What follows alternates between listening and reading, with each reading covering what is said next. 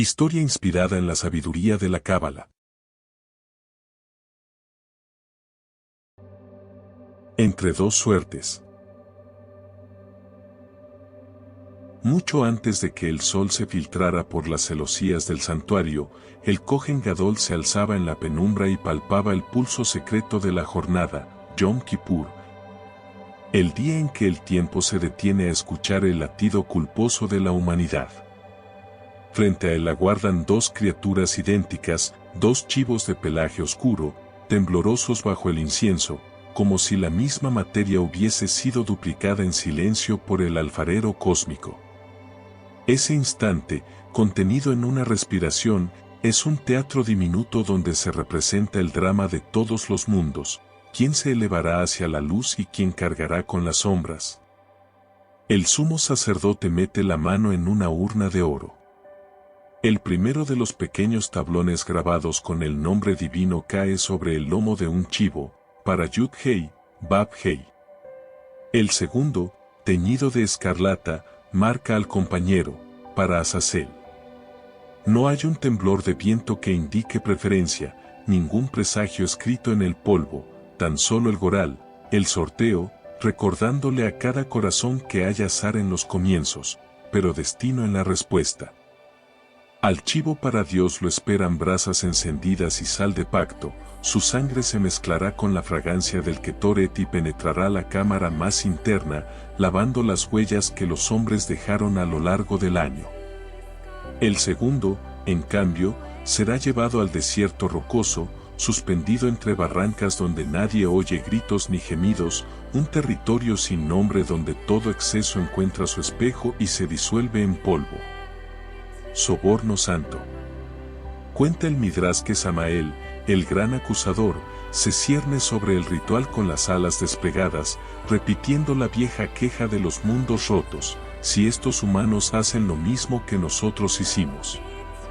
¿Por qué tú lo sostienes y a nosotros nos destruiste? El Creador, que todo lo equilibra sin quebrar su misericordia, concede a esa fuerza de rigor un pan de pobres, el chivo destinado a Azazel. No es un pacto con el mal, sino un recordatorio de que aún la sombra halla su sustento solo en la luz que la proyecta. Así, en la hondura de lo invisible, el acusador degusta el sabor amargo del ego humano, el deseo de recibir para uno mismo, y se aplaca. Al marcharse el cortejo, Satán se queda mordiendo silencio y, sorprendentemente, declara al cielo: Israel es puro. Su voz, antes afilada como un estribillo de culpa, se vuelve testimonio de la Techuvá, la vuelta de un corazón endurecido a la ternura original. Alegoría del alma. Bajo el lienzo narrativo del ritual, late un mensaje íntimo. Cada uno de nosotros conserva dos chivos en su corral interior. Son hermanos gemelos, uno sueña con el ascenso, servir, amar, tejer puentes invisibles, el otro rumia celoso, hinchado de certezas materiales, reclamando evidencias antes de creer. El primero necesita del fuego de los altares, disciplinas, oración, actos de compasión que transformen la carne en ofrenda aromática. El segundo no desaparece con discursos, hay que conducirlo lejos, al filo de un desfiladero que llamamos reconocimiento. Confesar nuestras culpas no es agachar la cabeza ante un verdugo, sino mirar de frente la sombra y decirle: hasta aquí llegas. Solo entonces puede soltarse la cuerda que la ata y verla perderse entre los riscos, cada vez más pequeña, hasta hacerse inaudible. La cuerda carmesí. Los sabios añadieron un detalle: al cuello del chivo expiatorio se anudaba una cinta roja. Cuando la bestia era empujada montaña abajo, la tela se tornaba blanca en el templo, señal de que las culpas se habían desilvanado. Aún después de la destrucción del santuario, la liturgia preservó esa imagen. Cada alyet, cada susurro quebrado durante el ayuno, es un filamento de hilo carmesí que buscamos emblanquecer. La montaña ya no está en Judea, se levanta en el interior, entre la zona luminosa de la conciencia y el páramo donde habitamos el autoengaño. Reflexión final. 5 minutos atrás teníamos 2 chivos idénticos, ahora poseemos un espejo. El mensaje no caduca con la ruina de los muros sagrados, porque el verdadero templo, dicen los maestros del Zohar, es el corazón que se decide a arder.